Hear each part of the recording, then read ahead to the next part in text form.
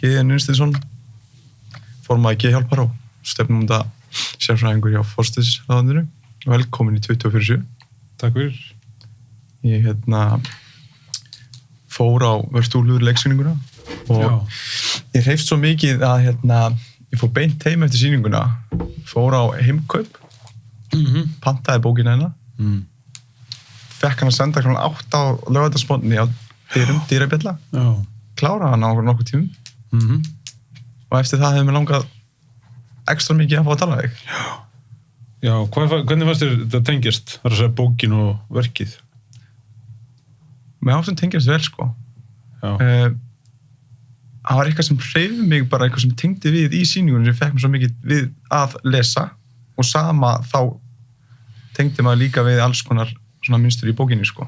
Og var það svona hugsanarferðlar eða ykkur, hvað var það svona í sýningun heldur? Bara ég held að sé bara út í þessi sýning náttúrulega barátta milli, sko, fyrsta lagi bara hvenær er maður geðsjúkdóm og hvenær ekki, sko. Hvenær er maður geðsjúkdóm og hvenær fær maður kvef og allt það. Og síðan náttúrulega við smá baráttu við kerfið og svona líka uppgert hana með pabbaðinn í sögunni náttúrulega.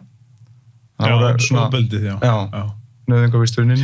Þannig að þetta var svona þín barátta gagnvart samfélaginu og ákveðnum stöðlum sem skilgreina okkur eða þú veist allir þessi geðsjúkdómar og svona og mér finnst það bara svona það var svona hero's journey saga einhver, sko.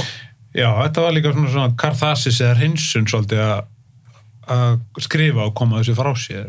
Oft, og þegar ég byrjaði að skrifa svona svolítið í reiði en svo tók þetta langan tíma, 6 ár alveg, með ritstjórum að á endanum var ekki mikil, eða eiginlega engin reiði eða bitur eftir, sko. Þetta var bara terapía, sko, að koma þessu frá sér. En líka með þess að vona geta útskýrt, því að mér hefur fundið svo ósanngjarnt gennum tíðina, þessi 30 ára eitthvað, að ef hugsanarferðlarinnir eru á annarri tíðni eða öðrum hraða eða verða óstjórnlegir eða úst, hversu mikið öðruvísi þarf öðruvísi að vera til þess að vera öðruvísi og svo færðu eitthvað merkimiða, þú ert þetta eða þú ert hitt en svo líða hlutinni hjá en þú þarf kannski berð kannski að burðast sjálfur og í augum annar kannski líka með þennan merkimiða áfram og það er eitthvað svo ósanngjarnt,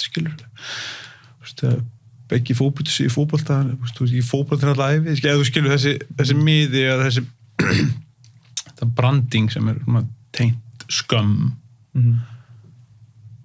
sem geðraskanir hafa klárlega verið gennum tíðina en samt er eitthvað svona eða dulafullt við þær skilur við eða ykkur hafa hugsanarferðlar sem eru stjórnlausir og skapandi og hættulegir og það er eitthvað á jaðrinum hann, sko. En á endanum er þetta bara 100 milljarðar heilafrumna hérna uppi, 86-100 milljarðar og hver og einn með 15.000 tengingamöguleika og endalaust rafmagn og endalaust tengingar og boðefnaflæði og enginn veit almennilega hvað er í gangi. Enginn geta skilgreint hvað er hugsun eða við vitum svo lítið en í viðleitni okkar síðustu árhundruðin hefur við verið að reyna að lækna og hjálpa fólki þegar það missi stjórn á hugsun sinni og að því það er allt þarna uppi hugsunin og tilfinningarnar og það er ekkert endilega hjarta við öðrum, sko.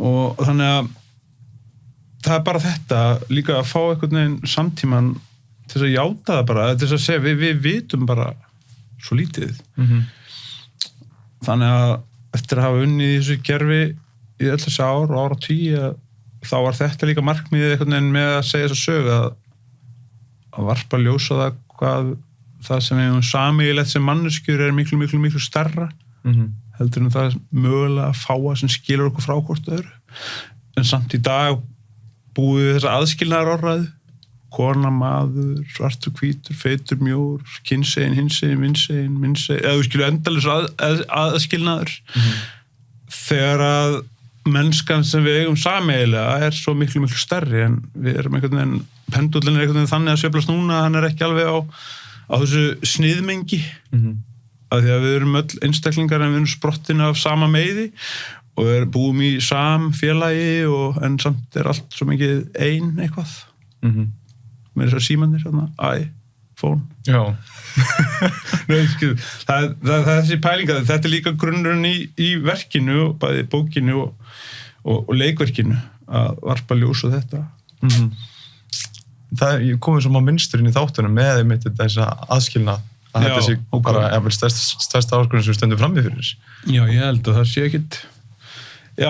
sé ekkit ólíklegt að hún ansi stór sko Já og við skoðum þetta meira í svart og hvítt en þetta miklu meira grátt Það allt grátt, það ekki svart og hvítt Nei Það bara einhvern veginn þannig og svo náttúrulega bara, eins og við rættum upp áður við byrjuðum, ekki svona kynslóðamunur líka fólk sér hlutina og það þessi normal dreifing sko ef normal dreifingin 100 ára 45-50 ert á toppnum og þá kannski mögulega skilur bæði unga fólkið og eldri kynslóðuna betur heldur en skilur og svo ferði yfir og stóðum 70 þá skilur ekkert unga fólkið þannig að það oft þessi aldur 35 til 55, 60 þetta mikilvægur aldur af því að þá ertu svona getur sett í spór annara og ert komið með þann framheila þroska og vitsmanna þroska og þann þroska geta sett í spór annara en nútíminn bara krefur ekkert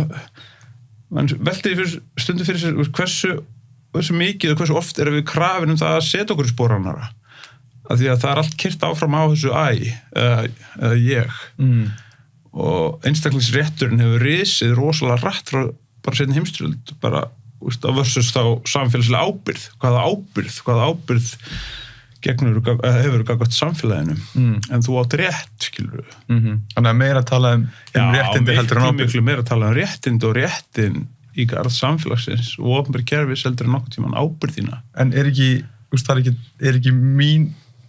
þín réttindi mín ábyrgð einhverju leyti? Jú, þetta nú bara það sem kirkjan búin að vera að segja í 2000 ár og trúin og allir þessi trúar brögð líka og ég verið að hugsa þetta svolítið, ég hlusta að viðtal við Véstein Lúðvíksson daginn og hann var að nefna þetta með gyðingana þeir segja þessi Guðs útvalda þjóð og hann var sér sjálfhvert að segja það finnst mér og svo koma múslimandur og segja Múhameð síðasti spámaðurinn en það bara svo langt síðan Múhameð var uppi að þeir ennþá fastir í því að kannski höggva hendur á einhverjum sem stelur eða koma fram við konur eða allan þessu öfga múslimar sem fylgja skilur að þetta ákveðin ljóður á brögðunum og svo koma kristnir menn og segja Jesús í ljós heimsins hárrétt en menninir en hindúarnir fara enn lengur og segja við erum öll ljós heimsins en kannski svolítið það er svona mega sens sko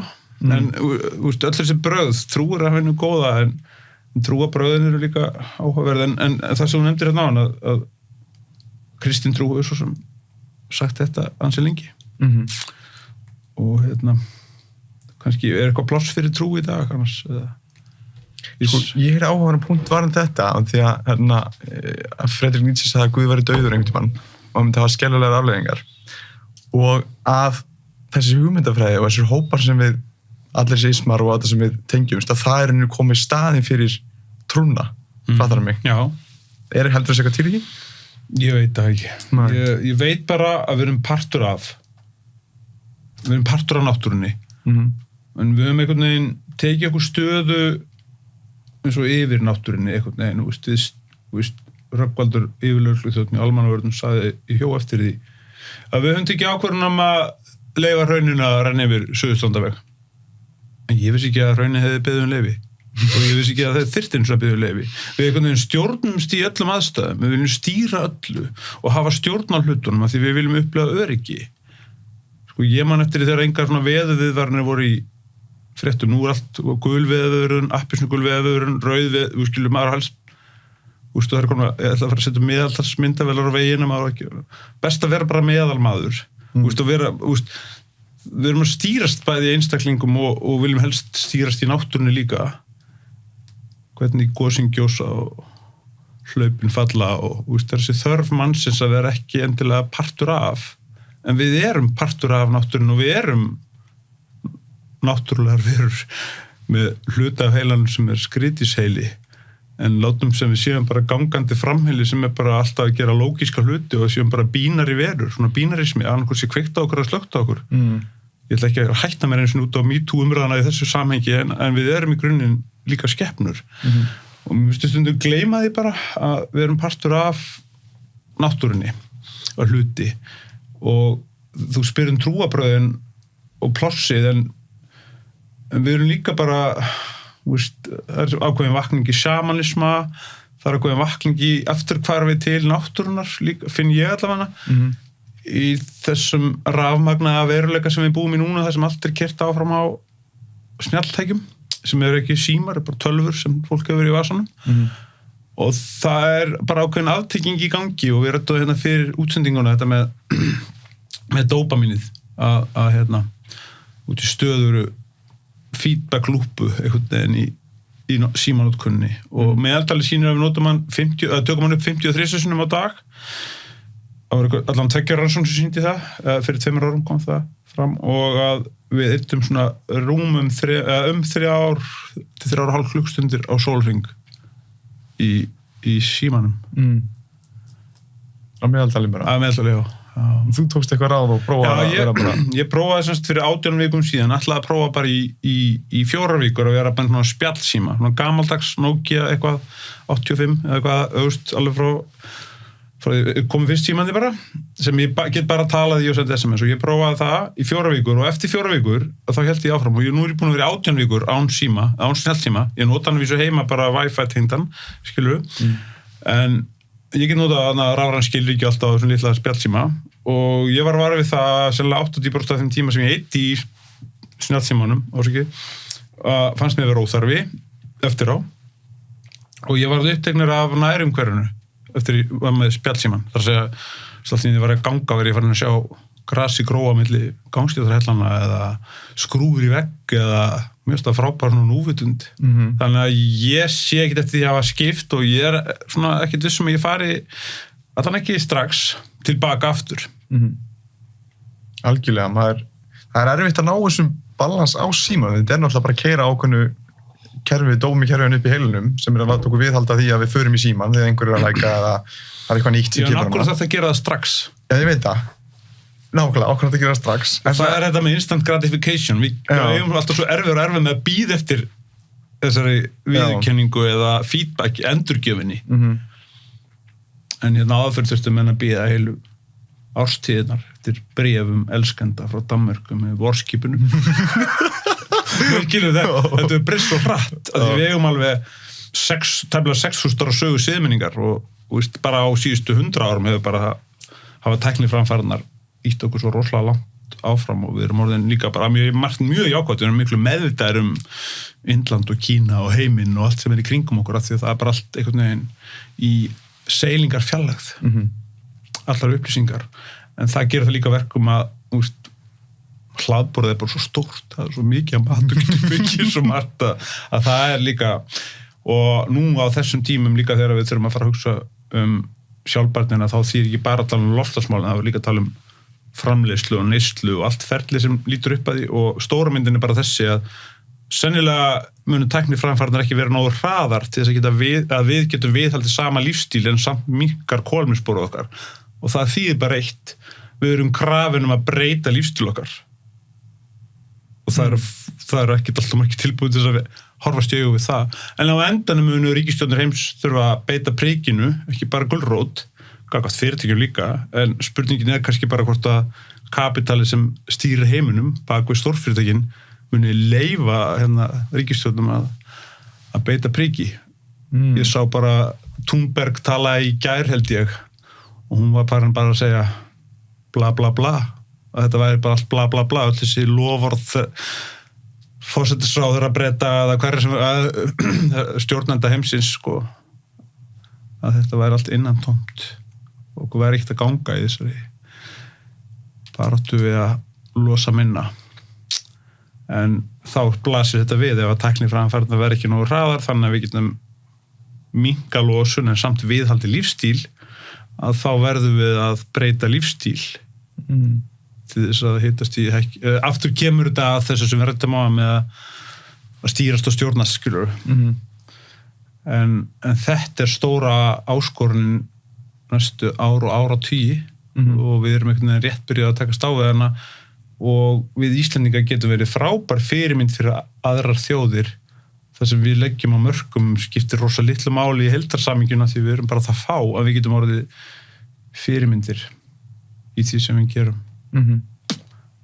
en notkun okkar og orku er mjög sjálfbæri svo hann er núna náttúrulega þannig sko við erum náttúrulega með allt græn orku við tækniframfarirnar verða það hraðar að við náum ekki að viðhalda því. Nei, tækniframfarirnar er ekki nógu hraðar. Ekki nógu hraðar, til þess að við getum viðhaldið sama lífstíl og við höfum núna. Já, þess vegna það fólk að breyta lífstíl. Þess vegna þurfum að breyta lífstíl. Og fólk er ekki tilbúið til að breyta lífstíl. Nei, og ekki heldur fyrirtæki. Nei. Þannig að menn er að velta fyrir sig getum við komið upp kannski mögulega vísitölu sjálfbæra þróunar því að fyrirtæki þurfa núna samkvæmt íslensku lögum að skila í ársreikningum sínum EGS-dalunum eða 30 hverfum umhverfi, governance og stjórnun og félagslega þætti búið til eiginlega vísitölu tengt hana við lánakjör þannig að þegar fyrirtæki taka lán í bönkum og lífeyrissjóðum og standa sér betur í þessari vísitölu þá lækka vextirnir mögulega hans lánunum búið til hvatakerfi þannig að fyrirtækin fari líka að taka þátt í auknum mæli í að bæta heiminn ekki bara einstaklingarnir sem kaupa kókumjólk með papparöri þetta er á öllum sviðum og stórmyndin er bara þessi að tækniframfarirnar verða sennilega ekki nægilega hraðar þannig að við getum viðhaldið lífstílum og þá þurfum við að breyta lífstílum eða bara gera það ekki en á endanum þessi krafum að bregðast við ég meina við erum búin að hlusta á David Attenborough við erum búin að hlusta á Greta Thunberg við erum búin að hlusta á og það er allir að segja það sama vísindamennir eru ekki eins tilfinningaþrungnir en það er allir að segja það sama við fljótum ekki alveg sofandi kannski að þegja rósi en það þarf eitthvað að gerast en við bara kannum já ok stilla bara Netflix eða skilur já. En í stóru myndin veldi maður þessi fyrir sér með tækniframfarirnar og lífstíl Ég held að sé þessi fólk tengi ekki beint við þetta er svo fjarlægt þeim en samt svo nálægt sko já.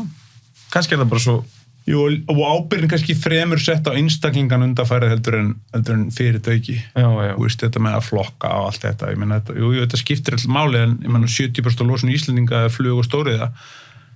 Já. En eins og ég segi aftur, Ísland er ekkert svo stór partur í heildinni en við getum klárlega verið fyrirmyndir. Og þar erum við að gera marga góð hluti, Carbfix og alls konar. En það er svona svolítið eins og aflátsbréfin, að dæla niður eftir að það er til.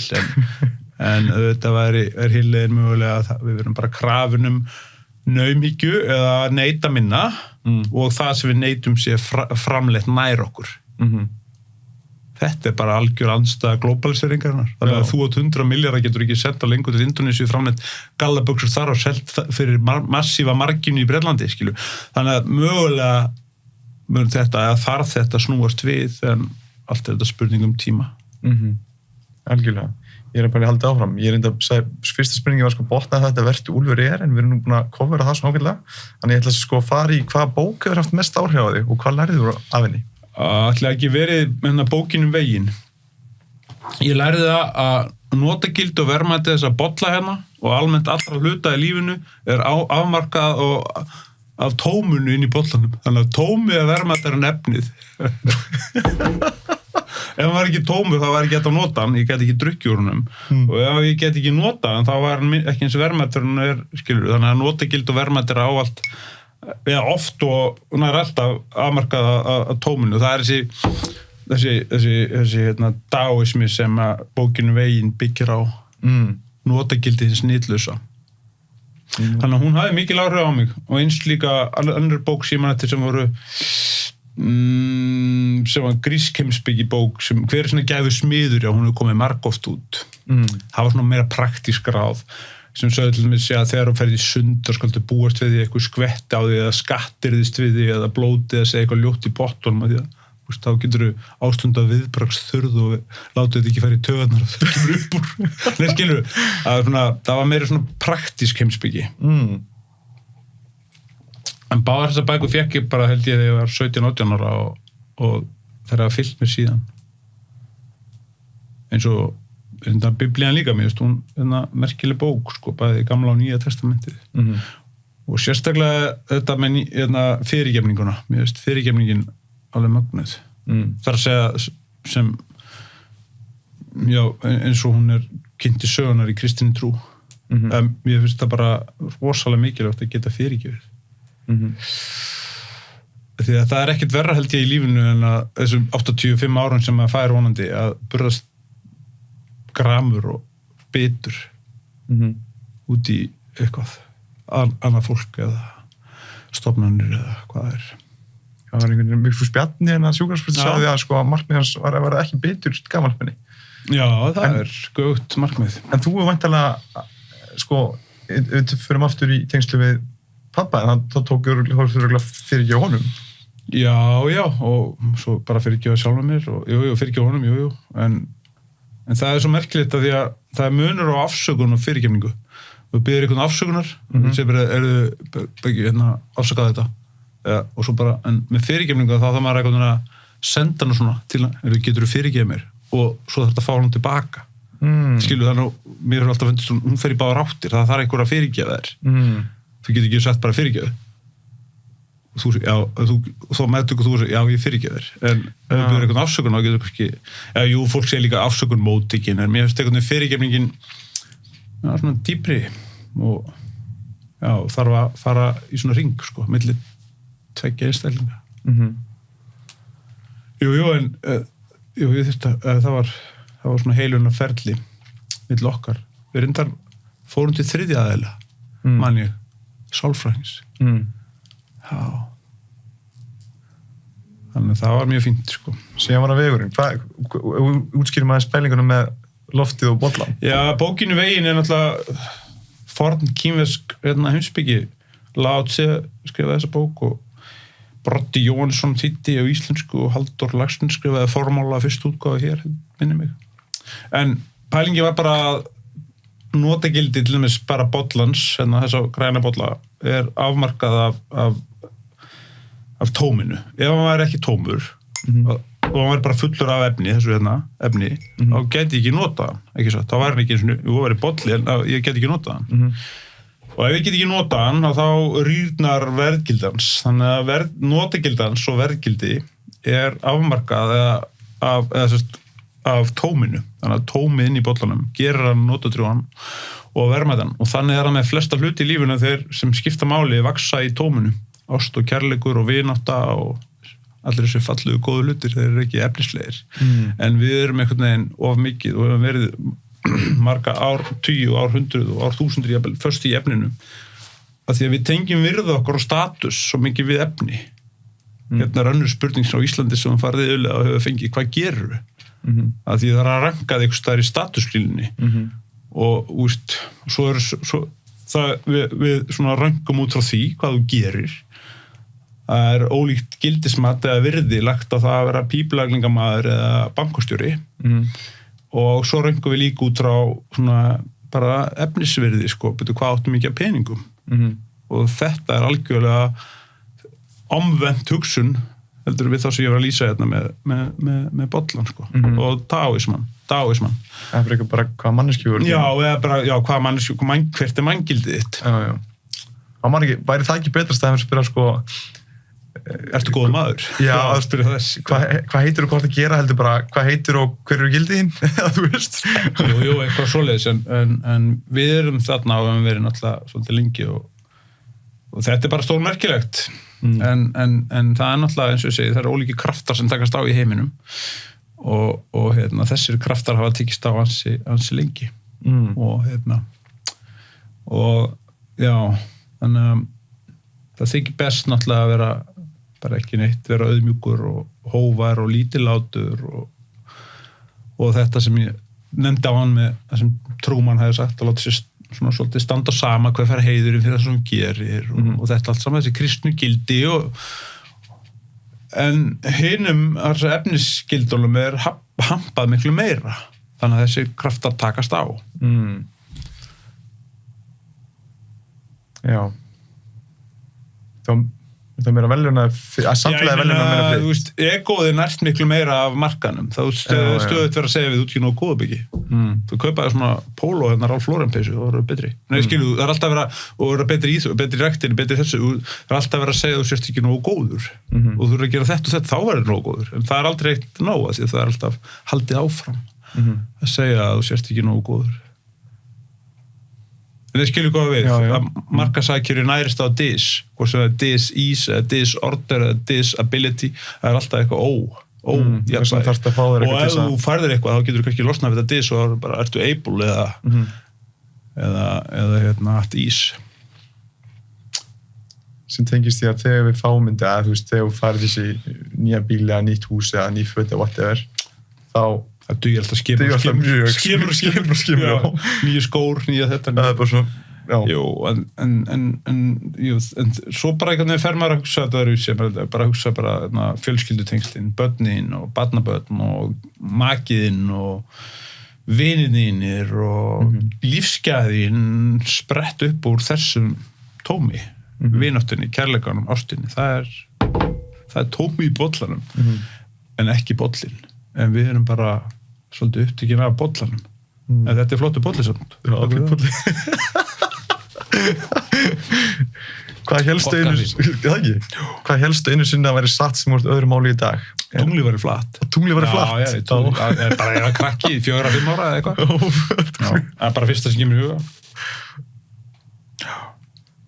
En svo komst ég að það er ekki svoleiðis. Það er ekki flatt? Nei. Eitthvað fleira? Er eitthvað fleira sem þú ert að aflæra? Nei, jú, en það bara svona orðræðan, skilur, íslenskan, því að íslenskan er nú svona undanhaldi finnst mörgum að, þú veist, ég held til dæmis einu sinni að vera 2S í morgunsárið að það væri sár en það er ekkert sár það er bara morguns ár eins og ár snemma, árbítur, ármaður, árla þannig að það er bara eitt þess þegar fólk segir að það er bara morgunsárið en þú veist, svo komum þessi fræga bók út af árið, ljóðabókin, það blæðir á morgunsárinu en já, það en ég lærði það fljóðlega, það var ekki 2S sko. Með morgunsárinu nei, bara svona einhverjum svona hlutir sko, því að mér er svo áhært með tungumáli að margt af þessum málsáttum og orðatiltækjum er að verða svona úreltir af því að þeir eru úr sjómannamáli og bændamáli að ég kom alveg fremsta hlunn með þetta eða, þú veist, betur, hvað er hlunnur? Þú veist, það er þannig að bitarnir sem rúluðu bátunum niður fjöruna út í sjó sko, þú veist, viðar bólirnir eða skrattin kemur úr sauða leggnum þú veist, þetta komur svo skrattin úr sauðalegnum eða, já, hann heltist úr lestinni menn hellast ekki, menn heltast það verður það hestalest og úst, allt þetta er einhvern veginn á undanhaldi og að hverfa þar sé mikið að málsóttum orðatiltækjum í tungumálinu og tungumáli sjálft náttúrulega eins og við vitum, ég reyna að passa mig með að sletta, ég er búin að gera tölvörstæði bara frá því settist niður með þér þannig að ég er svona að verða gamall með þetta sko. En á að vera einhver sköpunning á í tungumálinu? Að sjálfsögðu að vera breytingar ég meina, en við höfum verið duglega að koma með íslensk orð kompjúter eins og í Danmörku en það er tölva í okkur en við höfum verið duglega að finna upp nýja orð sko og gengi bara ágætlega en tungumálega klárlega, ég meina lesskilningu drengja og lesskilningur ungra barna og veist, það er allir mælikvarðar að benda á það að tungumálega er að verða einsleitara, það er að vera uppfulla það er meira af slettum og þar hamdu guttunum og kannski er það bara ég veit ekki, kannski er það bara 150 ára eftir, ég veit það ekki en með því náttúrulega tengist menning okkar og hver við erum og hvað við komum og þar. Þannig að það er náttúrulega verið að gera mikið í því að passa upp á það að rækta á tungumálið. Algjörlega. Hver er helsti vendipunktur sem þú eru upplegað lífandi þessa? Hvað áttu við með vendipunktur? Skilgreindur vendipunktur? Vendipunktur er eitthvað augnablik í lífinu sem breytir mjög mörg í lífinu, hvernig þú sást heiminn eða það breytist eitthvað mikið í lífinu út frá vendipunktum. Það getur verið jákvætt augnablik, það getur vendipunktur, getur verið krefandi augnablik, eitthvað sem breytir bara algjörlega hvað einstakling þú hefur að geyma það lífinu sem þú varst að lifa. Já, þeir eru nokkri sko, myndi ég segja, en það, við kynntist konunni minni, eða, já, það, og eins líka, bara fyrsta oflætisferðalagið, sko, eða fyrsta skipti sem ég misti stjórn á hugsunum mínum. Já. Hvað varstu gamall á, 19? Nei. Já, 19. Já. Já. Það er vendipunktur. Og það verður til sem að þarf að læra á sjálfan sig og þekkja sig. Þannig að já, það var klárlega vendipunktur. Já. Hvað það stóð það? Var það eitthvað samfleytt eitt oflæti eða hvernig? Nei, lífið allt bara svona, eins og þú veist, sveiflur. En svona sveiflur eru svo rosalega öfgakendar. Ég ætlaði að fara að segja extreme. Öfgakendar, já, eru svo öfgakendar. Þannig að það geta verið það öfgakendar eins og oflætissveiflunar að þú hlakkar svo mikið til að vakna að það tekur ekki að fara að sofa. Og þegar þú hættir að sofa, þá missir maður svolítið stjórn og það gerst í mínu tilfelli og gerst aflega 3-4 sinnum að ég fari svona sveiflu upp og þessi tilfinning þegar þú missir stjórnina þar að segja að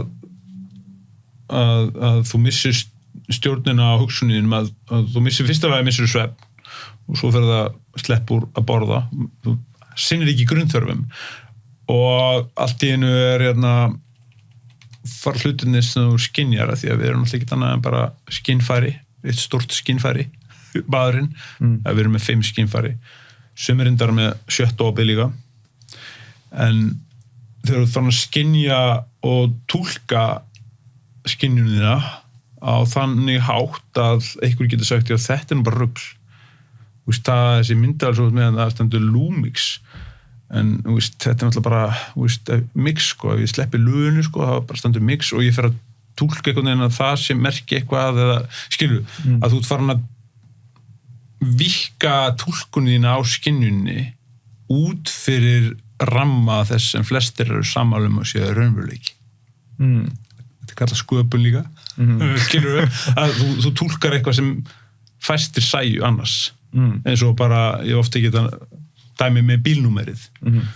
Að BA666 sé BA9, því 6 + 6 er 12 og 1 + 4 eru 3 og 3 + 6 er 9. Nei, skilur við að þú hleypur með túlkunina á skynjuninni út fyrir eitthvað sem eðlilegt þykir.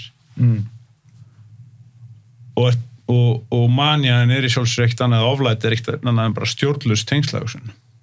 Ef ég horfi hérna á tölvuna sé ég fram að mynda af epli og hugsa Adam og Eva, þú getur tengt endalaust. En þegar þú ert farin að tala út frá tengslahugsuninni og kannski sleppa þeim tengslum og segja bara hérna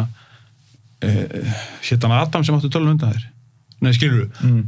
Þá sérðu epli, Adam og Eva, skilur þú? Það er þetta sem gerist.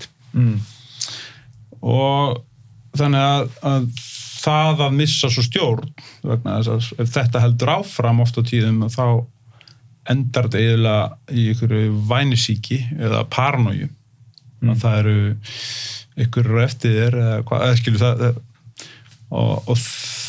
og slík hugsun sem upplifir í fyrsta sinn að hún er klárlega eitthvað sem getur túlkað sem vendipunktur og þá gerur allt sem í þínu valdi stendur til þess að forðast að upplifa slíkt hugsanamynstur aftur.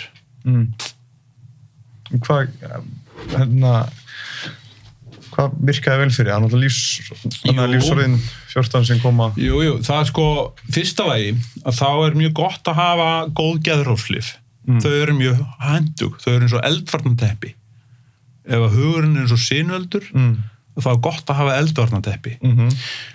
Og geðrófslif hafa ekkert alltaf verið góð. Þau vil bara vera mjög slæm.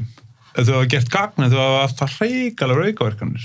Þórasín kemur fyrst 56 og svo koma Haldor Peridol og eitthvað fleiri sem er ekkert mjög góð. En nýju lyfin eru bara ágætt, þau hafa reyndar aukaverkanir en þau dempa algjörlega þennan eld og gera fólki kleift að sofa og fungera. Þannig að það er svona neyðarheimillin, skilur við, neyðarúrræðið. En til þess að svona endurtækir sig ekki að þú og þá er náttúrulega vita það allir að fólk þarf að sofa og það þurfa allir að sofa, ekki satt ég veit ekki neitt sem þarf ekki að sofa ef hann þarf ekki að sofa þá er eitthvað röskun frávik að þú ert að sofa og þá verða vandaði við það og svo það notkun áfengis og vímefna náttúrulega helst ekki alls ekki æskileg og svo kaffi og örvandi efni og slíkt sko, þannig að með tímanum þá læriru og svo ertu kannski með þetta það að tala ekki jafnframt og hugsar Nei, skilur hvað við það alveg svo hægist þetta með árunum en það er svona ýmsir þættir sem er gott að hafa í huga en ég man bara fyrst svona, þegar svona lag gerist og missir þessar stjórnstöð eins og ég var að lýsa á þann að túlkunin þín og skynjuninni verður það hröð að þú ert komin fram úr öðrum eða farin að meikar ekki sens og aðrir fara að segja þetta er bara eitthvað rugl sem það kannski ég veit það ekki að það er svona vendipunktur sem gleymist sent eins og ég segi og þú gerir það sem getur þess að forðast það en það er ekki allir það lánsamir og sumir festast í einhverju leiðinda hugsan og flækjum á mynstrum bara alla hefi sko en á endanum eins og ég segi þessi lyf sem notuð eru, bæði geðráslyf, þunglyndislyf og allskynslif sem við erum að reyna að nota. Við vitum ekkert almennilega hvernig þetta virkar. Við erum jú að vinna með boðefni, oft á tíðum serotonín, noradrenalín, dópamín, oxytósín og allskyns boðefni heila en vitneski okkar er svo lítil og það er áhugavert núna að leiðar í Lancet bara núna 18. september er uppfullur af tilvitnunum í formann APA sem eru svona valdamesta skipulagsheildin í geðlæknisfræðum í heiminum eða American Psychiatrist Association að allt í einu eru geðlæknar í Bandaríkjunum eða formaður þeirra farin að tala mikilvægi þess að taka nú tillit til fleiri þátta heldur en biomedical þátta því þeir hafa verið rosa uppteknir af læknisfræðilega módelinu bara að þetta sé kemískt ójafnvægi og þau skulum leysa það bara með lyfjum og þetta er bara ekki þannig það virkar ekki þannig en allt í einu núna sé ég í leiðar Lancet að formaður APA er farin að ræða þetta og talandi áföll og erfiða reynslu í barnæsku og félagslega þætti og orsakaþættinni síðan og fleiri svona þannig að það er að opnast fyrir svona aðeins meiri myndi ég segja sáttum ólíka orsakaþætti heldur en bara eitthvað genetíst eða það er að verða mér sýnist geta stemt í það því það hefur verið svona svolítið tókstreita millir annars svona félagsfræðilega nálgun eða félagslega þátta og svo þessar læknisfræðilega módels og sem endurspeglast kannski í því sko að læknisfræðilega módelið lítur á DSIs eða ójafnvægi sem eitthvað sem við getum bara læknað og balanserað með inngripum og oftast á lyfjaingripum á meðan félagsfræðilega social approach er þá uppteknir að því að vinna með orsakaþætti og forvarnir og heilsuefling og þau element og þessar tvær nálganir endurspeglast í grískri goðafræði aftur að því að social nálgunin geðjan þeirra er Hygieia og hún átti dreng sem heit Asklepios og hann er guð læknisfræðinnar þannig að löng saga þarna baki en bara að dæma þessum leiðara að þá finnst mér svona að vera að vakna smá vonum það að það náist kannski eitthvað svona samtal eða sátt eða á milli þessar tveggja ólíkur nálgana þess að það er eitthvað flestir sem hafa ringt í geðheilbrigðismálin lengi eru sammálum það að það þurfi svona eitthvað meira jafnvægi og nálgunin þurfa að vera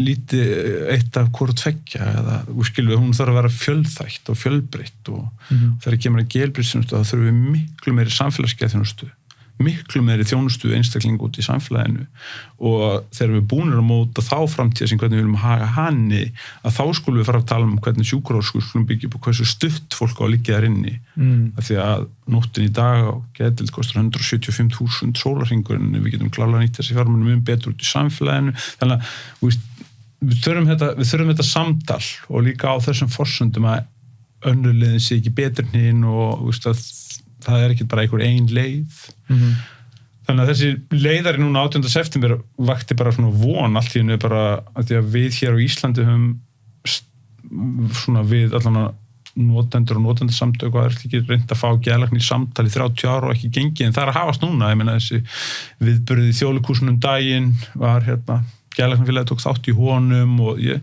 svona bind vonur það sé svona, við séum að ná allan að geðlæknum og geðhjúkrunarfræðingum og fagstéttum sem þjónusta notendur allan svona að borðinu og í samtal sem þá var æskilt að heilbrigðisráðuneytið eða stjórnvöld myndu leiða það hvernig geðheilbrigðisþjónustu við viljum sjá, sko. Já. En hvað varst að spyrja aftur? Nei, ég maður þú nefndir við mig með kostnaðin sem fyrir í geðheilbrigðiskerfið, ég meina 98% fyrir í meðferð í stemskóðan og endurhæfingu og hvað 2% í forvörðun 2% í forvörðun og heilsueflingu, já. Og það tala að balansera þetta kannski aðeins. Já, ekki balansera þetta klárlega og líka bara að, sko, Íslendingar ríkið 1000 milljörðum á ári í fjárlög. Það reka opinbera kerfi í Íslandi, þar að segja ríkið 1000 milljarðar, sveitarfélögin bæta svo við með 300 rúmlega, það er svona 13-1400 milljarðar ári sem að fara í opinbera þjónustu. 72% þessara þjónustu, eða 73% hennar veitt af ríkinu, 27% af sveitarfélögum, þetta heildarmyndin. 300 milljarðar af 1000 renna í heilbrigðismál. Þar að segja heilbrigðisráðuneytið heldur 300 milljarðar, give or take, skilur á ári, af 1000 milljörðum sem heildin. Af 300 milljörðunum renna cirka það bil 12% af þeirra uppað, sem eru þá svona 36 milljarðar, til geðheilbrigðismála. Þrátt fyrir að áætlað umfang málaflokksins innan heilbrigðismála sé 30%. Skilur við? Þannig uppæðin eftir að vera svona nær 90 milljörðum.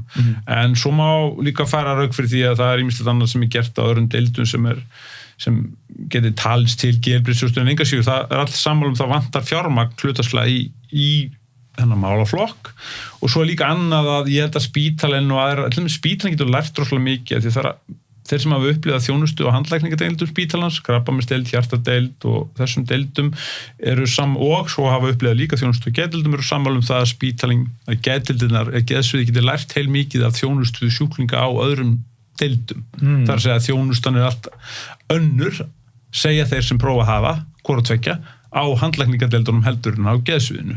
Skilur hvað við.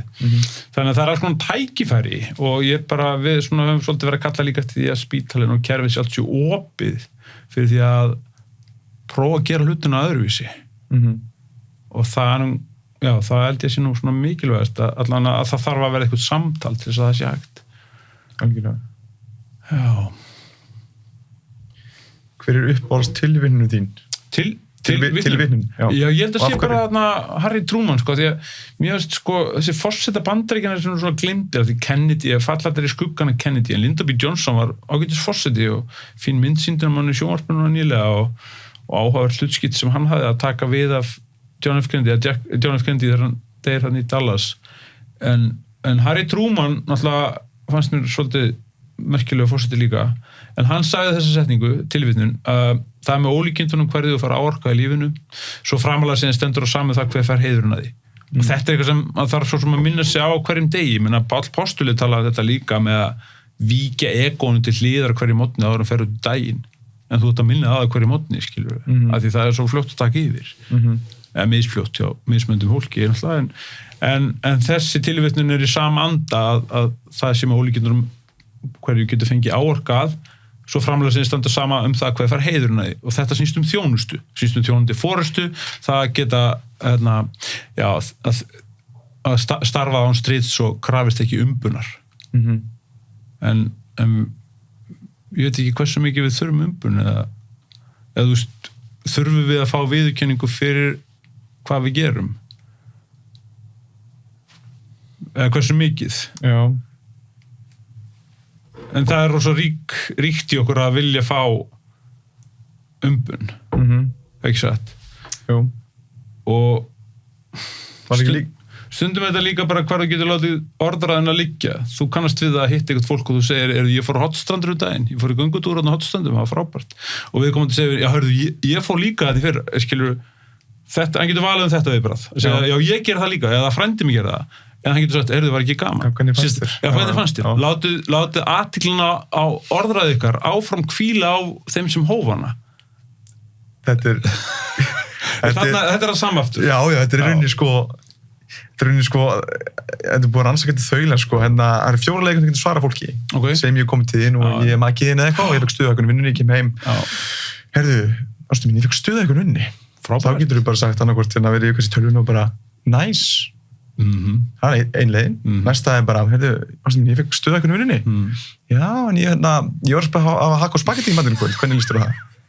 Það er svona bara að tala eitthvað allt annað með 3 náttúrulega heyrðu, ástu mín, ég fekk stuðhækkun í dag já, byrju, er ekki svo mikið álaður og varst ekki hvart við því, var svo þreytt og byrju, hvað börnin er þetta gott fyrir okkur og síðan þriðja er náttúrulega þessum þú vorst að nefna, skilur, heyrðu, ástu mín, ég var að fá stuðhækkun í dag frábært, hvernig leiðir þú fekst þarna og hvað ertu spenntust fyrir, hvað ertu kannski stressust fyrir eða hafa svona áhuga á mannskinu þá því að besta leiðin til að sko hætta fólk til að segja frá jákvæðum fréttum því það er ekkert mjög mikið að jákvæðum fréttum í lífinu sko, þú veist alveg að en besta leiðin til að fá það fólk til að hætta að segja það er að svara með öllum hinulegunum en þú getur bústað upp tengslin ykkar og jákvæðu upplifun á einstaklingunum með því að hafa áhuga á honum og með því að spyrja meira út í það En stundum finnst mér líka með samskipti, þegar samskipti er eitthvað sem maður stundar all ævi og þau eru svo mikilvæg og maður getur víða gert mistök og farið af leið og svo sannlega ég hef gert það, ég hef sært fólk og alls konar, en maður reynir alltaf að vanda sig. En stundum er þetta bara einhvern veginn, stundum snýst þetta líka bara, stundum er einhvern tíðni bara í loftinu og stundum einstaklega bara ná ekki einhvern veginn saman, það er bara einhvern veginn, bara stál í stál eitthvað. En stundum finnst mér gott líka bara að þegja bara þegja og ég maldi eftir myndin eftir Kára Smæki bræðurnar þessar finnsku, finnar eru náttúrulega sillingar í að þegja þeir eru rosa góðir í að þegja ef þú hitt finna þeir eru virðast vera betri því en margar Norrlandaþjóðurnar og ég er ekkert mjög góður í að þegja sko. En ég er að vera betri í með árunum en í þessari mynd þá kemur iðnaðarmaður frá utan landi utan að Finnlandi til Helsingi og dettur í það alltaf mikið fyllir ég ofta á þeim finnunum en hann dettur í það og kvöldið að þá er hann svo fullur að ræst ykkur á hann fár höfuhögg og hann missi minnið og hann bara veit ekki hver hann er og hann veit ekki hver hann er og endar hann fer sjúkrahús og svo veit hann ekki hvað hann heitir og hann veit ekki neitt og hann bara ráður það götun aftur og hann fær að búa hjá okkur heimilislausu fólki sem býr í gámum niður höfnina og hann þar í eitthvað dag og svo man ég þegar þessi senu sko, hann situr þarna með konu sem elda matinn fyrir hann og láta hann hafa mat og hann segir ekkert, það er bara þögn og bara þögn lengi svo fyrir hún að reykja og það segir alltaf heyrðu, áttu sígartu? Og hún segir, já en ég vissi ekki að þú getur talað jú, og byrjuðu, akkur er ekki maður að segja þetta, bara verið 3 daga ég hafði ekkert að segja og stundum bara, er það ekki bara best að hafa ekki það skilur og eftir að hafa verið svona inn í stjórnarráðinu svona langan tíma, 15 ár að þá við erum þar að þjónusta almannaþjónuna sem við öll kjósum þingmennina sem er þjónusta sem þjón okkur, almannaþjónar og við erum þjónar þá þjónana þannig að við ættum að vera góðið að þjóna og láta ekki neitt snúast okkur sjálf og fá leyfi og bara vinna grunnvinnuna á þess að við sjáumst og þá lærist manni þetta líka svolítið með viðbragðsþurðina sem svona nýjörðið viðbragðsþurð að við búum öll við þetta viðbragðskerfi og mörg okkar hafa varnarkerfi, við höfum öll varnarkerfi en mörg okkar hafa erfið varnarkerfi sem eru mótuð í bensku og eru erfið hvað ertu að tala um mig? Þú veist alltaf í vörn eða þú fitt fullt af fólki með stundum með taugakerfi utan á sér að þegar eitthvað er sagt við þig eða hvaða skynjun sem þú nemur að þá bregstu við innra með þér en galdurinn er einhvern veginn að filtera innra viðbragðið og leyfa því ekki að fara út í ytra viðbragð sem er þá annað orð eða gjörð skilur góð við að vera meðvitaður og grípa því þú tjáir þig bara ekki þú bara ástundar viðbragðsþurð þú bregst ekki við þurð og eitthvað segir eitthvað við þig þannig að þetta eru svona alls konar mangaveltur samskipti en ég er ekki að tala um að vera dónalög ég er bara að tala um það að þú átt alltaf val eða átt allavega að eiga þetta val en sumir tala um að vera án filters og bara kemur allt einhvern veginn og bregðast við og virðast ekki geta valið. Það að segja viðbragðis, það stoppar ekki. Það bara þú bregst við. En þetta gott kvót að þú veist, í rauninni að þú getur áorgan sem miklu ef þú lengi sem þú að þú stendur saman það. Af því að ég líka var einhver rannsakandi sem var að lesa sko, hvernig best áhrif á fólk eða hvernig hrífum maður fólk sko, bara influence skilur að það sé í rauninni að gera eitthvað fyrir þau. Já, og líka þessi vangavelta með að spyrja sig ekki af hverju bregstu svona við, nei, byrju ekki, já, af hverju, þú veist, hvað það sem, hvað útskýrir, ekki, hvernig þú bregst við, það af hverju bregstu svona við, skilur við mig, ekki hvernig viðkomandi bregst við, eða hvað hann segir, heldur byrju af hverju hann að segja þetta, hvaðan kemur þetta, og þá fara nú flestir eitthvað neginn aftur á bak í tíman og byrju hvernig karakter er þetta, hvað rólst hann upp og hverra mann er hann og allt þetta skilur til þess að útskýra af hverju berst hann svona mikið fyrir þessum málaflokk, já það er því að hans í föðuleg var svona eða skilur það er alltaf einhver ástæður og við erum í samfélagi sem búa fáir og frekar nepotist samfélag og tengingar skipta miklu máli og hafa alltaf gert og við erum forvitin annað fólk og við erum með heila Íslendingabók hvað sem maður getur bara rækið sér saman við erum fimmmenningar að þetta og þetta við erum endalaust umtekin að tengslum tengingar eru bara okkar að ég kom á þannig ætti að þegar við hittumst í fermingarveislanum eða afmælisveislanum eða stórættin allan móðum með að þá bara byrjaði fólk bara að reykja saman ættir í Hannes systir við hann að bróði hennar tengja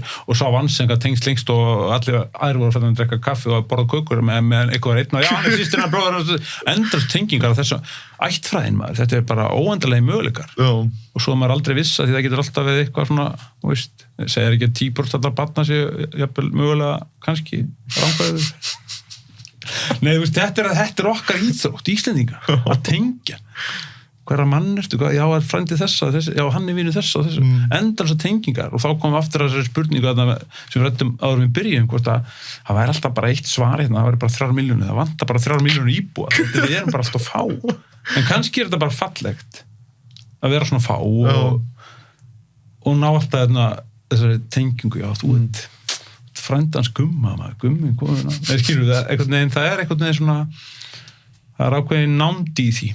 Við ættum að geta búið í nándarsamfélagi en það er bara orðið mikið rof eins og við stundum forðum áratugum tæknivæðingin og allskyns, það er allskyns rof við erum ekki eins lengur ekki eins svona samleitur hópur og við vorum eða öðruvísi og það er fallegt, það er fjölbreytnin en samt sem áður þrátt fyrir allar þessa fjölbreytnin þá viljum við enga síður steypa allir í svipa mót og það er ákveðin refkvörf, það er bara einhvern þversögn, það fer bara ekki alveg saman. Eða, þú veist, við erum haldin þessari not in my backyard, ekki í mínum bakgarði, hugsun.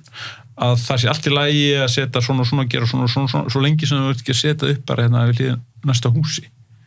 Skilur við? Þú veist, þessi dómur Hæstaréttar núna 1. júlí, náttúrulega mjög sérstakar. 5 hæstaréttardómar að fella dómum það kaupandi íbúar í fjölbýlshúsi fá að halda 1 milljón eftir að kaupurina því að þeir býr maður í stiganginu með andlegar og geðrænar áskorunir sem telst til að leyndur galli. Hvaða bull er þetta? Ég var að fara að gefa út geðheilbrigðisvísitölu á alla stiganga landsins. Hvað er eitthvað býr sem er kommunist við hliðina? Ég vil ekki búa við hliðina. Nei, skilu, við erum komin út svona svolítið á hálan í, sko. Já. En það er gaman að þessu samt. Það er gaman að þessu samt. Hvaða nýja trúvenja hefur bætt lífið hvað mest undanfarin ár? Hvaða ný trú eða venja? Hvaða nýja trú, venja eða hegðun hefur bætt lífið hvað mest? Já, það er að fara alltaf að reyna sem oftast að fara í mismunandi skáp í sundlögunum. Það er góð venja. Já, ég bara var þar við þetta, ég fór að fara reglulega í sundlögun. Það var alltaf sömu mennir í sömu skápunum, ég fór að spurja þá. Og þetta er bara rosa erfitt fyrir þá. Ég veit ekki hvernig þetta er kvennamegin, ég hef ekki komið þangað. En allavega, ég fór að reyna að temja það að flakka svona á milli, bara til þess að halda einhvern veginn. En þetta er mjög erfitt. Þess að komið yfir ákveðin aldur, þá bara ferðu bara sama stað. Og þetta bara fúll ef ykkur er í skápnum. Já. En já, ég ætla að reyna að viðhalda þessu. Þetta er bara svona mikró. Já, ég tengist svolítið líka pælingunni með, sko, við fórum yfir kúrfuna yfir fertus og skilur bæði, út af því að, sko... Og líka bara halda heilanum, sko, virkum. Já, út af því að afið minn fór alltaf reglulega í sund. Hann er 94 í dag, en ég fór með honum sund fyrir svona 2 árum. Og ég kom í sundlaugina og fór með honum í Laugardalslaugina og ég byrjaði að setja fötin mín í skáp og síðan hugsaði bara hvað er fjandanum afi? Þetta var hann einhvers staðar hinum megin í sínum skáp og ég allt í lagi farið í dótið mitt og síðan ég kom inn í sturtuna og bara að sturta mig og sé af alltaf einu standa fyrir framan hennar sturtuna. Og hann býði fyrir ykkur Já, og það var gaur í sturtunas og fullt af sturtulegur mér. Já, þetta er mjög, þetta er og síðan vorum við komin í laugina ég sagði að við hefum ekki farið í Gufubaði nei, ég byrja í heitabótunum síðan sendi ég 2 ferðir fyrir saltbótunum þetta er hugsun og hegðana minstrin, skilur þetta er minstrin, það er bara menn fastir af eða ekki aðeins, flippa aðeins þetta verður bara eins og skotgrafur í fyrir heimstyrjöldinni og bara ert onni í skotgröfunni og það er bara engin önnur leið fyrir að ganga hana og þá er allt annað bara ekki boðið Já, við þekkjum þetta öll og ég var eitthvað að tala með okkur ráðstöfnum daginn, þá kom eldri maður til minn eftir og sagði, já, þó maður færi þá í sama skáp í sundlunum, þá eru þá allan að mismunandi föt í skápnum hverju sinni. Já, það var rétt í honum. En já, þetta var svona venja sem ég prófaði að brjóta upp. Af því ég held við höfum gott að þessu rofi, svona stjórnkerfið eða bara kultúrrof eða kultúrhakk, bara brjóta aðeins upp menninguna. Af því að það er eitthvað sem aftrar viðleitn okkar til þess að gera betur, þú sem einstaklingur eða við sem samfélag eða stjórnkerfið, að þá er það strúktúr og kultúr. Hvernig við byggjum upp kerfin okkar og hvernig kultúr reyna þeirra. Og það verður eitthvað með reglubundnum hætti að brjóta hann upp og rjúfa hann. Ekki alveg ekki bylting, ég er ekki að tala um það, ég er bara að tala að breyta. Og það virkar ekki að alltaf hann að fara að gera hlutina eins og við gerum áður, en tækniframfarirnar líka krefja okkur breytingar. Og bara það er bara einhver ás sem við getum ekkit stjórnað hvort sem rennur við þennan veg eða ekki. Nei. Þannig að já, það er svolítið þannig. Af því að það er sérstaklega að vera eldri að vera náttúrulega erfiðar að breyta hlutum og ætla að fara að gera eitthvað hluti upp á nýtt og það þarf ekkert að vera sko heilin getur mynda nýja tengingar fram á síðasta dánadag skilur þannig að það er ekki eins og getur ekki skipt skoðun það er nú það sem að læra á þessu þú getur skipt skoðun og ég hugsa alltaf mannst ekki eftir prúðuleikurunum en prúðuleikarnir voru vinsælt þáttur hérna á síðustu öld og ég man alltaf í lok prúðuleikarnir voru svona 2 kallar upp á svölum með minna eitthvað Walter og Stanley og Walter ég kann að vera rugglast á nefnunum 2 gamli kallar sátur svona upp á svölum eins og í leikhúsi og töðu alltaf við þetta sýningunni það var ómögulegt þetta, ómögulegt hitt og ómögulegt þetta og stundum finnst mér þetta vanta bara alveg eins og í Gísla Martein þáttinni eða eitthvað það mætti vera svalir og eitthvað 2 kallar en það er hættan að maður komist þangað sko ég finn þetta svolítið með mína vini sem eru á mínum aldri milli 50 og 60 skilur að menn að komast þarna sko tala ekki um þetta eldri að það er hætta við því að lenda þarna sko já og kannski, ég veit ekki, ég held að konur séu svona alveg líka, ég held að það sé ekki eitthvað engin kynjamunur þannig sko Nei já nákvæmlega ímyndaðu þér að það var ekki hægt að dæma þig og gæti sá frá einni skoðun sem gæti verið túlkuð sem óvinsæl af öðrum. Hver var þessu óvinsæl skoðun? Skoðun? Já. Næsta spurning, leið mér að hugsa því, það komið svara aðeins hérna. Ég ætla að geima hana hérna já. Kemur enginn upp í hugan strax. Það er eitthvað þarna sko. Ef þú mættir einungis koma einu skilaboði á framfæri út lífið til annar einslinga, hver var þessu skilaboð? Gefast upp. Gefast upp. Nei, stundum, ekkert stundum, ég finnst á stundum, jú, að salvation, eða skilur við, lausnin felist yfirlega í uppgjöfinni. Eða það er að, maður er alltaf að reyna í sjálfinu sínu einhvern veginn að stundum er oft gott bara eins og við vitnum í þessa sýningu sem þú talar um hérna í upphafi, að leggjast bara í kjölinn á bátnum og hætta að róa, leggja ára í bát því maður er alltaf að róa en þú sérðir hennar aldrei hvert þú ert að fara en stundum þarftu að treysta það dugir nefnilega ekki ofta á tíðum bara að trúa þetta maður þarf að treysta líka og það er erfitt að sleppa tökunum og það er erfitt að bara leggja ára í bát og leggjast bara í kjöl bátsins og treysta en það getur oft verið mikil blessun í því að ef maður er búin að reyna eitthvað í eigin mætti mjög lengi að bara að gefast upp, sleppa tökunum og muna þetta hérna með vitið sko, vitið þess að greina þar á milli, vitið greina á milli, hvað get ég haft áhrif á í raun og veru? og hvað hef ég bara engin áhrif á og get ekkert gert með. Mér stundum algengt eins og með veðrið bara. Það kemur bara fyrst upp í huga með veðrið. Ég er búin að hitta svo marga undanfæri í vinninu sem alltaf að tala hvað veðrið sé slæmt. Ég bara hef veðrið er bara veðrið. Hvað á maður að hafa eitthvað slæmt gott? Jú, alltaf gaman í sól og allt það, en af hverju var veðrið svona vinsælt á Íslandi? Þetta var alltaf það sem útgerðin og þau vorum að róa hérna úr verum og þetta skipti öllu máli. Ég veit það gerði það og í heyjunum fyrir bændur og þessi sól og þessi þetta þurrka töðu og komin í hús og þetta skipti okkur höfuð máli hér áður fyrir upp á lífsviðurværi og afkomu. En við erum rosalega upptíkin að þessu veðri og það er ekki nú gott að það sé bara það hefur, ég hef oft velti fyrir mig hvernig að vera að búa við miðbaug. Bara á þessuna Ekvador eða eitthvað alveg við miðbúk. Þannig að birtust í allra daga allt ári væri bara það sama. Það væri bara sami dagur, það er að birtulega séð, allt árið kring. Hvernig væri það? Vegna þess að klárlega hefur birtan hérna, eða skortur á henni, og mikið af henni, eða, ofgnótt, áhrif á mjög marga. Og þannig að, náttúran, að því við erum partur af henni hefur áhrif, en mér fór bara velta fyrir mér daginn að þannig kringum mig er mikið talað veðrið og hvað mikið ómögulegt veður í dag og en það er ekkert sem maður getur gert í því. Nei. Og það er ekkert alls slæmt að það er grenjandi rigning og háva á rok. Það er mjög gott að fara út í grenjandi rigning og háva á rok til þess að hreinsa hugan. Nei, en kannski er þetta bara eitthvað lenska líka, við þurfum að tala veðrið. Við erum með heila veðurstofu til að tala veðrið, skilur við. Og alltaf í sjónvarpinu alla daga, tala veðrið. Það skiptir okkur máli, við erum með ferðalög og allt þetta og þessar viðverðanir allar. Tengir okkur svona eitthvað? Já, tengir okkur en það gerir það. Og það er alltaf svona default, þú hefur ekki eitthvað að tala við eitthvað og þarft að tala. Já. Ekki gott veður í dag.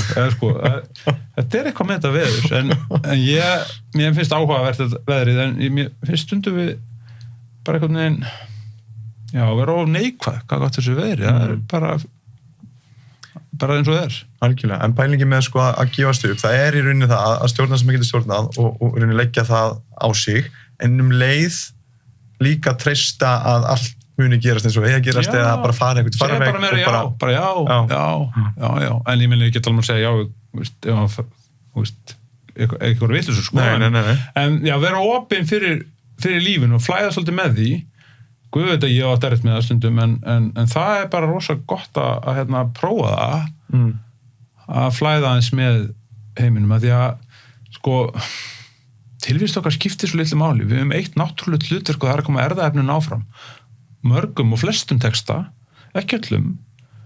Restin er bara að reyna að hafa gaman með hérna. Þetta er 85-90 ára á teppin og maður setur þessi ára á 100 ára tímalínu eða miljón ára tímalínu, þá skiptir tilvist okkar nánast engu máli, ekki nokkru, bara rétt fyrir þann fjölda sem er í kringuðu með þú lifir og þá sem þú kemur áfram með erfðaefniðinu, en restin er bara að vera góðu við aðra og reyna að stuðla bættum heim og allt það, en tilvist okkar svo ofboðslega stutt í heildarsamhenginu og við hugsa þetta svona að þá allan mér finnst ég verða aðurlausari gagnvart tilverinu og lífinu sjálfu. Þetta er ekki svona rosa alvarlegt, heldur. Ég get tala um að taka sem einhverju léttúð, en það má alveg hafa gaman að þessu. Það segja lífinu. Það er leyfilegt. Og við Íslendingar erum svona líka kannski þyngri en aðrar þjóðir, líka því að veðrið og myrkrið, en það má hafa gaman og það er eiginlega punkturinn, það held ég að manni maður sjáu það betur þegar maður eldist, vegna þess að þegar maður er yngri það er alltaf svo alvarlegri í kringum hann í menntaskóla, þetta er samkeppni samkeppni verða betri og íþróttum og keppa og það er helst ekki all okkar, það er þessi helvítis vannmáttur sem liggur undir þjóðinni að þurfa alltaf að vera betri og sterkari og allt þetta, við áttum sætustu konar og sterkustu mennina og það hátíuleika Ísland og fá þessi vannmáttur sem gera það að verkum að þau þurfum svona mikið egobúst eitthvað að það er svolítið fer með maður þegar maður er yngri, það er svo mikla kröfur finnst mörgum, ég fannst það þegar ég var í menntaskóla það voru kröfur og ég held að sé ennþá þannig, ég veit ekki, þú ert annarri kynslóð tengir ekki við það veri kröfur þegar þú varst í menntaskóla Jú, alveg og maður hefur alveg verið á þannig stað að maður eins og þú segir að maður takir lífinu allt alveg, alltaf að fara að stjórna öllu og það verður það bara svolítið yfirþyrmandi og leiðilegt, sko. Já, það gengur líka bara betur ef maður bara flæðir svona með þessu. En jú, svo náttúrulega eru þeir sem hafa áhrif og breyta, þeir fara ótróna slóðir. Já. Og þetta með hard power og soft power er svo merkilegt líka finnst mér. Það er að segja að þú veist beinan boðhátt sem öllum líkar illa við. Ég veit ekki neitt sem líka vel við beinan boðhátt. Beinan boðhátt? Já, bara farðu, gerðu, stattu, sittu, farðu, gerðu, skilur beinan boðhátt. En svo er það hinn aðferðin, stjórnunaraðferð sem líka, sem er svona hálfpartinn getting people to want what you want them to want, eða fá fólk til þess að vilja það sem þú vilt að það vilji. Og það er alls konar, já, þannig að þetta er alltaf snúið að leiða, til dæmis. Það er mjög snúið að vera leiðtogi. Að þá þarftu að leiða áfram með góðu fordæmi, mátt ekki, og þú þarft líka svolítið að deila einhverju framtíðarsýn með öðrum og þú þarft að fá fólk til þess að vilja það sem þú vilt að það vilji til þess að, skilur mig, og þetta er mjög snúið, af því að við erum einstaklingar með frjálsan vilja, en við erum alltaf að skilir það frjálsan vilja okkar í gegnum samfélag okkar með löggjöf og reglum og svona, mátt ekki gera það 90, 30, 40, hvað er svona, skilir það frjálsa viljan. Og við erum svona búin að sætta okkur við því að þið erum búin að kjósa þessar 63 annanir á Alþingi til að setja þessi lög og segja okkur hvað við megum og megum ekki. En við viljum heldur líka, við viljum að takmarka frjálsan vilja mikið. Mér finnst þetta svo mikið að vera að setja þessar miðaltalsmyndaðilar. Hvað maður þá alltaf að gera 90? Skilur, það er þetta debatt, sko. Hvar liggja mörkin? Hversu mikið máttu takmarka frjálsan vilja til að stuðla að almannaheillum? Og þú þarft líka að leyfa fólki að gera það sem þið sýnist, svo framalega sem það særir ekki aðra. En þannig að þetta er verkefnið og það að vera leiðtogi í svona umhverfi, að vera stöðugt í málamiðlunum, að komprimja, það er mjög snúið, þannig að ég öfundi ekki þann forsætisráðherra sem nú tekur við eða þá ráðherra, þetta er mjög mikil svona, þetta er eins og gangið við línum með slá, sko, að þú ert alltaf að balansera ólíka hagsmuni. Hversu margar reglur til múst að hafa fyrst að leyfa fólk að hafa sjálfræði til þess að framfylgja því í rauninni? Sko, mér hefur fundist bara sósíaldemokratísk svona velferðarsamfélög Norðurlandana vera bara ágætis fyrirmynd. Það er vísu hátt skattprósenta, það er háskattur sem við greiðum hér, en við fáum líka rosa mikla þjónustu. Kannski, ég veit að ég reyndar hef aðeins færst til hægri með árunum, en sko, mér finnst rosa mikilvægt að frjálsu vilja sem við haldið og við takmarkum maður ekki of. Og þá ég bara við líka bara í skólakerfinu, allstaðar en hann má heldur ekki bara vaða upp í þannig að skaði aðra eitthvað svoleiðis, þannig að þetta er rosalega mikið, þetta er rosalega viðkvæmt. En mér finnst einhvern veginn á síðustu misserum við að við setjum ómikla reglur og lög og ramma utan fólk, sko. Og bara þetta, allt eru svona bínari einhvern veginn eins og með veðrið aftur. Alltaf þessar viðvarnir, maður helst bara að vera undir rúmi með putan upp í munnunum eða gul eða aftursökur viðvörun eitthvað. Ég meina, ég er alveg upp í Borgarnes og ég ætla ekki að vera með eitthvað þótta, en allavega þegar ég var yngri þá var engar svona viðvarnir og maður bara keyrði og ég fór ekki eins og til þess rúta undir Hafnarfjalli. En, núna má valla farið við 15 metra eða hvað það er og þá bara, já, þetta er svona, ég veit að þetta er viðkomu umræða, en mér finnst þetta mjög áhugaverð og þetta er grundvallar umræða í okkar samfélögum. Hversu mikið af frjálsum vilja á að takmarka til þess að hámarka almannaheill og hvernig á að fara að því. Þetta er verkefni löggjafans og þeirra sem við vorum að kjósa þetta eru á Alþingi. Þeir eru að gera þetta, en við erum aldrei alveg sammála af því að við erum náttúrulega bara svolítið óalandi og óferjandi þegar kemur eitthvað svona central valdi, við þolum það ekki, en samt neyðustu til þess að búa við það. Og við viljum helst að við höfum frjálsan vilja og við höfum gera sem okkur sýnist, en svo kannski höfum við aðeins annað viðhorf að kemur eitthvað öðrum. Þá er það aðeins snúnara. En já, þetta er verkefni samfélagsins. Af því að þú getur sett allt þarna á þessa stiku frjálsvilji almannaheill. Alla reglur, öll lög, allt saman. Og það er alltaf einhver balans þarna milli. Já, það er alltaf jafnvægi þarna milli og það fyrir bara eftir stundum velta, já.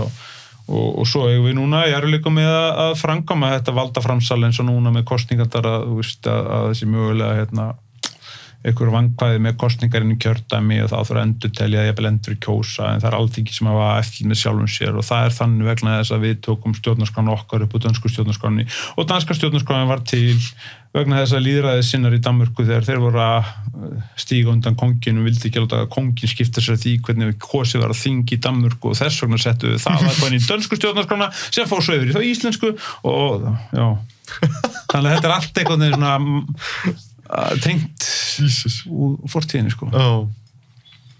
Já, það er aldrei lis. Heyrðu, við erum búin spurningarnar. Já, það var ein eftir samt, ég átti eftir að svara því einhverju erfiðri skoðun eða afstöðu sem gæti verið túlkuð sem óeinsæl. Já, sko það er bara að ég held með Liverpool-lega, ég hef ekki mikið að flagga því sko. Nei. Að því ég á mjög mikið að vinna sem halda með Manchester United og þetta er náttúrulega trúabröð en það er svona, en hvað var að skoðunarandi eitthvað, sko, ég almennt bara sem maður umbulundur og maður reynir að tala fyrir þessu sem við rættum í upphafi. Það er að segja að sniðmengi sé sem stæðst, sniðmengi mennskunar og maður sé umbulundur gagvart öllum þjóðum, innflytjendum, öllum lifandi verum. En auðvitað er það ómögulegt að vera algjörlega skynheilagur í því. En það þarf maður að minna sig á hverju morgni. Og oft kemur kannski einhver fyrsta tilfinning sem hann er svo að dempa með skynsemisröddunum en það er bara egoið sem rís fyrst og svo, nei, það má ekki, jú, það. Nei, skilur það eins og að ég þekki eldri menn sem er að hús á Spáni en vilja kannski ekki fá útlendinga til Íslands eða skilur, en byrjuð þeim stoltilega að vera, nei, skilur mig að svona okkur restni því, sko, að þannig að þetta margt er erfitt en oft á tíðum rís eitthvað upp en í mínum tilviki tekur er það bara traphandklúburinn skynsemi ræður já hvað kallar það ná? Viðbragsþurð þóttnu er þurð já nú er ég komin í kaffiþurð já erum við ekki bara flottir? Jú, þetta er fínt. Ég held það. Það var bara eindislega spjalla við þig og takk fyrir að gefa tíma til að koma og takk fyrir mig. Takk til að fylgjast meira áfram. Já, við skulum sjá hvað setur. Maður á kannski 20 góðar eftir. Ekki? Jú. 20 fulla ferð. Já, áfram veginn.